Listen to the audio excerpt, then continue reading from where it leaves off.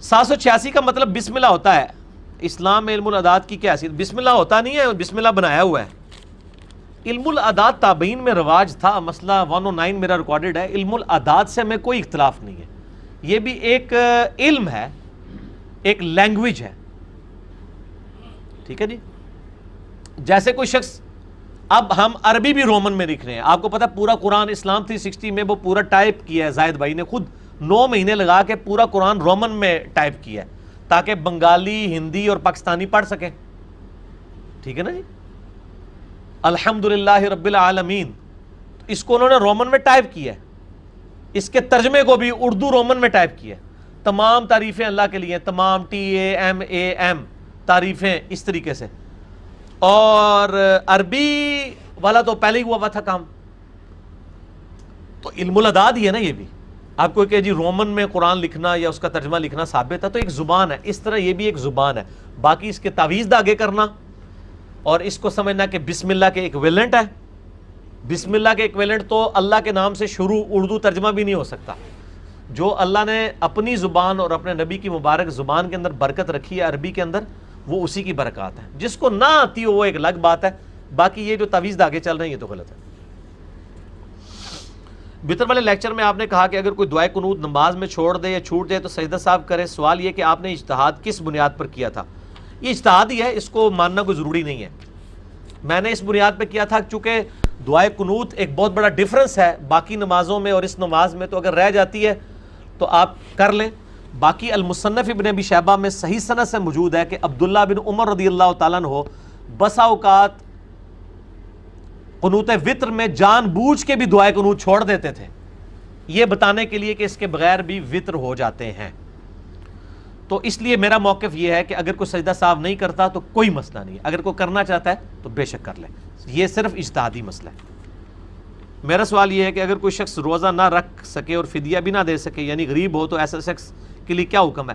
ایسے شخص کے لیے حکم ہے کہ وہ جو لوگ فدیہ دے رہے ہیں ان سے فدیہ لے کے کھائے، جو زکوٰۃ دے رہے ہیں ان سے زکوٰۃ لے کے کھائے. جو بخاری مسلم میں حدیث ہے، وہ جو ایک غریب آدمی آ گیا تھا، کھجوروں کے ٹوکرے والا واقعہ ہے. ٹھیک ہے جی. یا رسول اللہ روزہ توڑ لیا، بیوی سے ازدواجی تعلق قائم کر لیا. فرمایا 60 روزے رکھ. بخاری مسلم دونوں میں ہے. اس نے کہا میں ایک نہیں نبھایا گیا، 60 کیسے رکھوں؟ فرمایا 60 مسکینوں کو کھانا کھلا. کہا یا رسول اللہ خود مسکین ہوں. فرمایا بیٹھ جا. اتنی دیر میں ایک بندہ کھجوروں کا ٹوکرا تحفے کے طور پر لے کے آیا. نبی علیہ السلام فرمایا وہ کدھر گیا روزہ توڑنے والا؟ یا رسول اللہ میں. فرمایا جا یہ غریبوں میں تقسیم کر. اوتھے بھی انہوں نے جناب چھڑیا. انہوں نے کہا یا رسول اللہ سب تو غریب میں ہی ہاں.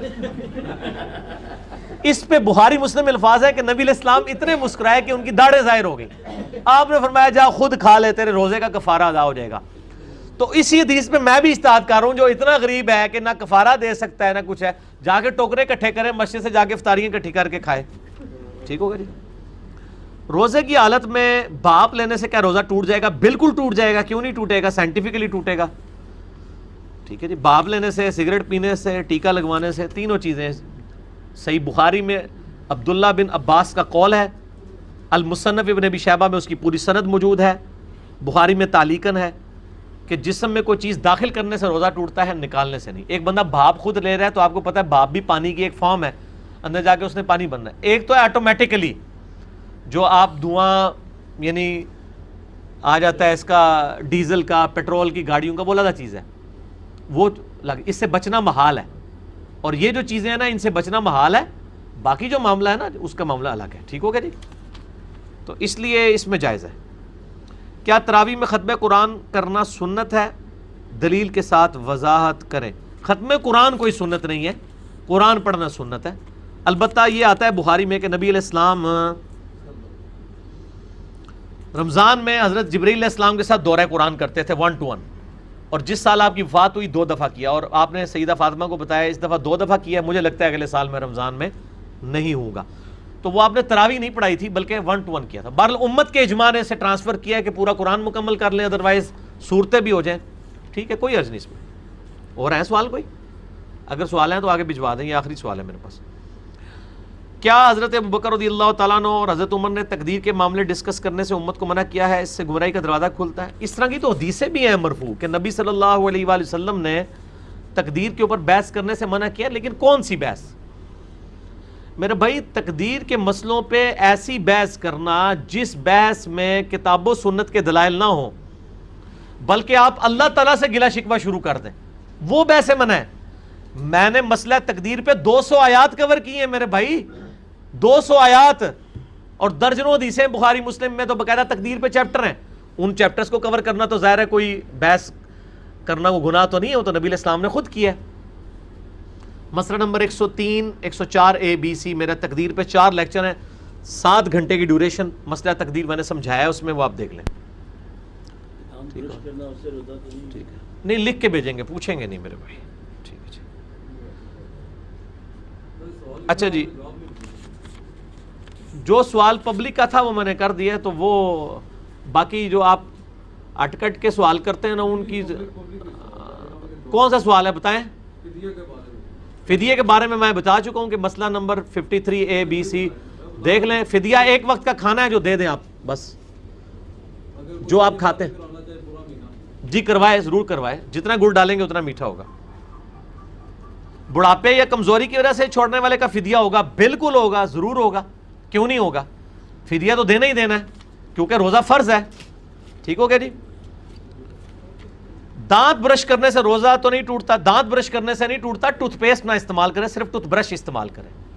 اور میں بتاؤں ٹوتھ پیسٹ جو ہے نا، میرے ساتھ تو یہ ہے کہ میں جب ٹوتھ پیسٹ روزے میں صبح استعمال کر لوں نا ختم سحری سے پہلے، تو زبان خشک رہتی پورا دن۔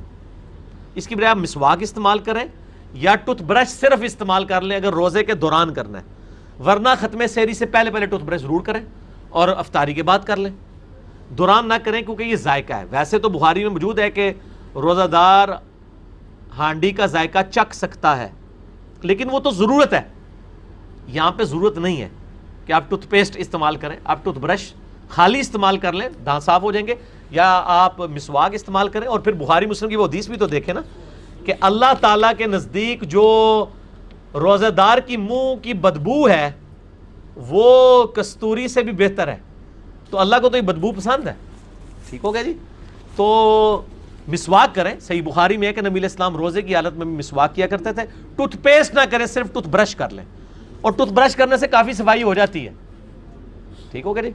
یا آپ ختم سحری سے پہلے کر لیں نا، 5 منٹ پہلے روزہ بند کر لیں، اس میں کون سا مسئلہ ہے؟ ضروری ہے کہ آپ نے اصل میں تو کھانے کے بعد برش کرنا ہوتا ہے نا۔ اب آپ نے کھانے کے بعد برش کیا، نماز فجر پڑھی، سو گئے، 3 گھنٹے بعد اٹھے، اب برش کیوں کر رہے ہیں؟ اس دوران تو آپ نے کچھ کھایا نہیں، ضرورت ہی نہیں، لاجیکلی اسپیکنگ یہ تو کھانے کے ساتھ تعلق ہے، کھانے کے بعد والا برش تو آپ کر چکے ہیں۔ اسی طریقے سے میں نے دیکھا ہے لوگ رات کو برش کر کے سوتے ہیں، صبح اٹھ کے پھر ٹوتھ پیسٹ کر رہے ہوتے ہیں کھانے سے پہلے، ضرورت نہیں ہے، رات کو کر کے سوئیں، صاف ہے، صرف کلی کر لیں یا مسواک سنت کے طور پہ کر لیں، برش کرنے کی ضرورت ہی نہیں ہے آپ کو ٹوتھ پیسٹ، کیونکہ دانت تو آپ رات کو صاف کر کے سوئیں، رات کو سونے سے پہلے ضرور صاف کر لیا کریں۔